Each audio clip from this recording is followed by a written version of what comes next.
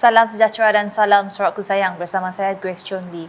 Berita utama, pembinaan bangunan kompleks pentadbiran lawas yang tertangguh disebabkan wabak COVID-19 diteruskan semula dan dijangka siap menjelang November tahun depan.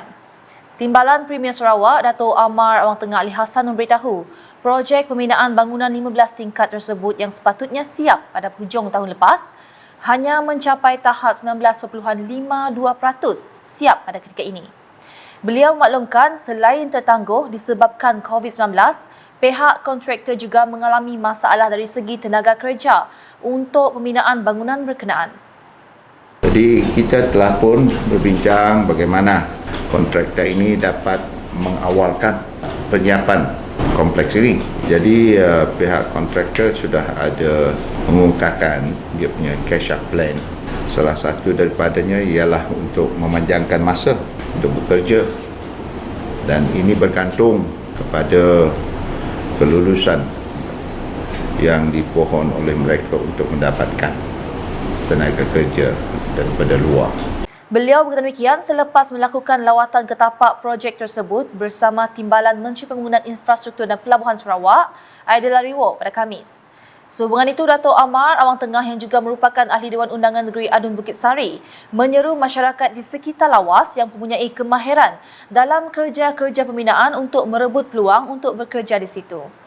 Saya juga menyeru kepada masyarakat kita, lebih-lebih lagi yang ada di sekitar kawasan di lawas ini, yang mereka ada kemahiran-kemahiran tertentu. Inilah peluang untuk kita bekerja. Jadi mereka terbuka, ya. Kalau mereka berminat, ya, ada kemahiran. Saya tahu banyak juga di antara mereka ini yang ada kemahiran. So kalau tak ada kerja yang tentu, ini adalah peluang untuk kita, masyarakat kita di sekitar ini untuk bekerja. Jadi kita taklah nak bergantung sepenuhnya kepada pekerja-pekerja asing. Beliau juga memberitahu pihak kontraktor sudah pun menyediakan bahan pembinaan dan berharap projek itu dapat siap seperti yang dijadualkan. Dalam pada itu, beliau turut menggesa pihak kontraktor menyiapkan pembinaan hospital lawas. Ini kerana menurutnya projek hospital lawas amat dinanti-nantikan oleh masyarakat setempat. Dan kita telah pun minta pihak JKR, ini di bawah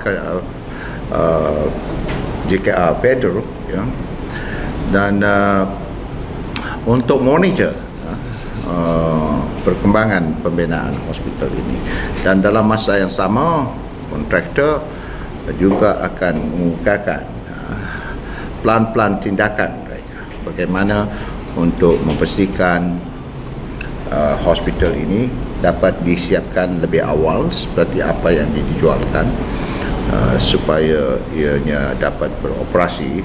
Taklah kita nak tunggu sampai Disember 2024.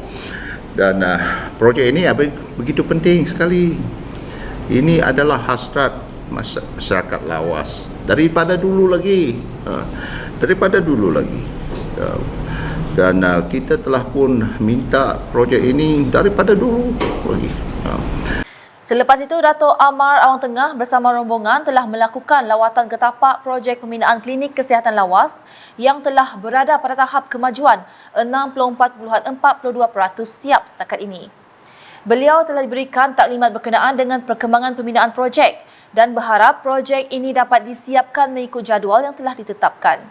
Projek pembinaan klinik kesihatan lawas yang menelan kos lebih RM25 juta itu telah dimulakan pada 17 September 2020 dan dijangka siap pada 11 Jun ini. Setelah lawatan ke projek pembinaan klinik kesihatan itu, Timbalan Premier Sarawak kemudian yang telah melakukan lawatan ke tapak projek Jalan Tanah Perkuburan Pulau Sari, Kuala Lawas. Projek yang menelan kos sebanyak RM200,000 itu telah dimulakan pada 14 Disember 2022 dan telah siap pada 7 Mac lalu yang melibatkan pembinaan jalan simen, tempat letak kereta dan laluan bertangga.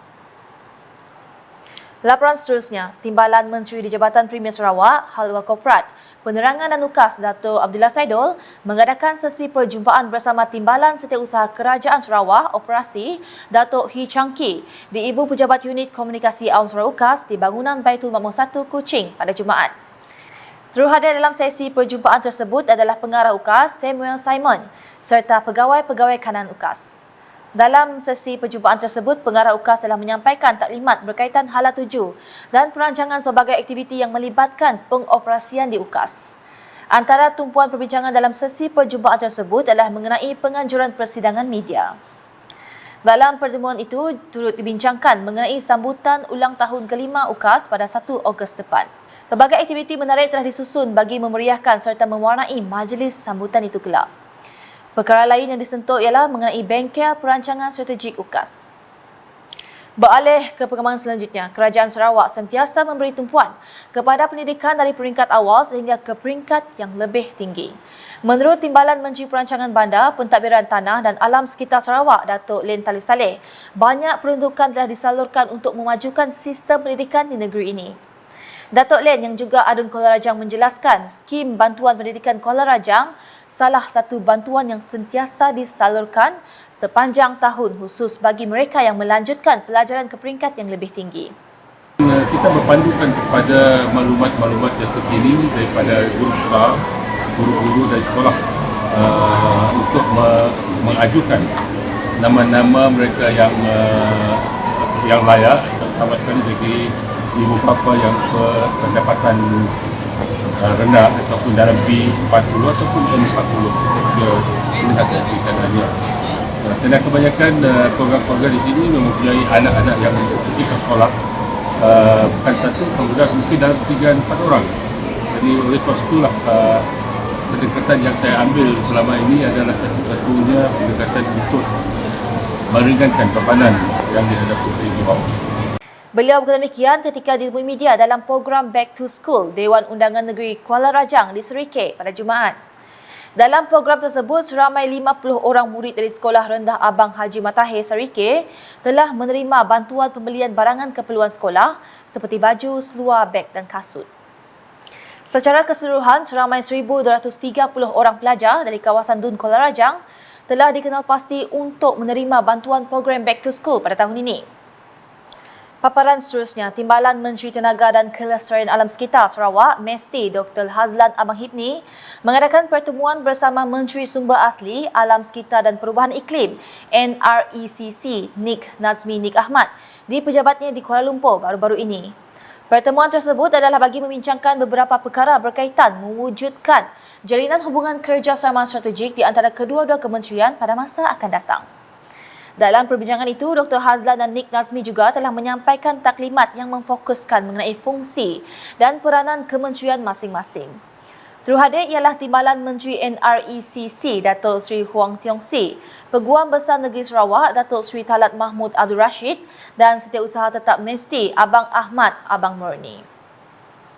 Sekian edisi malam bersama saya Grace John Lee. Berita lebih lanjut boleh didapati di semua platform media sosial UKAS, termasuk portal ukas.sarawak.gov.my dan UKAS channel di YouTube. #Menyebab Fakta. Salam UKAS.